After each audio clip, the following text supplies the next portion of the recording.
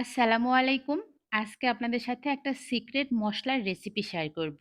এই মসলাটা মাছ, মাংস কিংবা ডিমের তরকারিতে ব্যবহার করতে পারবেন। এই একটা সিগনেচার মসলা তরকারিতে ব্যবহার করার কারণে তরকারির স্বাদ এবং ঘ্রাণ হাজার গুণ বেড়ে যায়। আর এই তরকারিটা যদি আপনি কাউকে খাওয়ান, আপনার হাতের রান্নার প্রশংসা কেউ না করে থাকতেই পারবে না। তো চলুন এই সিক্রেট মসলাটা আমি কিভাবে তৈরি করেছি সেটা দেখিয়ে দিই। প্রথমে কড়াইয়ের মধ্যে দিয়ে দিচ্ছি পরিমাণ মতো সয়াবিন তেল। গরম তেলের মধ্যে হাফ কাপের মতো দিয়ে দিচ্ছি ভাতের চাল। যে চাল দিয়ে আমরা রেগুলার ভাত রান্না করি সেই চালটাই ব্যবহার করতে হবে। এখন তেলের মধ্যে চাল ২ মিনিটের মতো ভেজে নিব। এরপরে দিয়ে দিব ২ টা বড় সাইজের পেঁয়াজ কুচি। দিয়ে দিচ্ছি ২ টা বড় সাইজের রসুনের কোয়া। এখন দিয়ে দিচ্ছি এখানে কাঁচা মরিচ আর শুকনা মরিচ। এখানে কিন্তু কাঁচা মরিচ আর শুকনা মরিচ ২ টাই ব্যবহার করতে হবে। এখন সবকিছু ভালো করে নেড়ে-চেড়ে ভেজে নিতে হবে। আমি মিনিট ৫ সবকিছু একসাথে ভেজে নিয়েছি। এখন দিয়ে দিচ্ছি ২ চামচের মতো গোটা জিরে।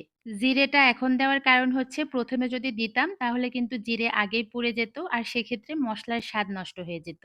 জিরে দেওয়ার পরে আমি ২ মিনিটের মতো ভেজে নিব।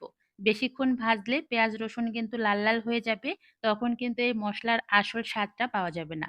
মসলা আমার ভালো করে ভেজে নেওয়া হয়ে গিয়েছে। এখন চলে আসছি বেটে নেওয়ার জন্য। তবে আপনার হাতে যদি সময় কম থাকে অথবা পাটায় বাটতে অসুবিধা হয়, সেক্ষেত্রে কিন্তু আপনি ব্লেন্ডার করে নিতে পারেন। সামান্য একটু পানি মিশিয়ে সুন্দর করে ব্লেন্ডার করলেই কিন্তু এই মসলাটা একদম রেডি হয়ে যাবে।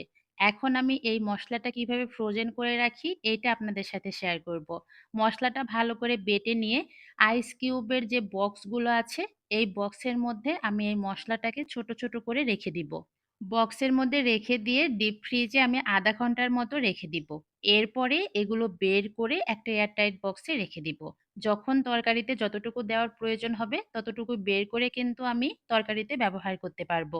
এই মসলাটা প্রতিদিন বেটে নেওয়া তো আর সম্ভব না। যার কারণে আমি একটু বেশি করেই বেটে নিই আর এভাবে ফ্রোজেন করে রাখি। তরকারি হওয়ার কিছুক্ষণ আগে এই মসলাটা দিতে হয়।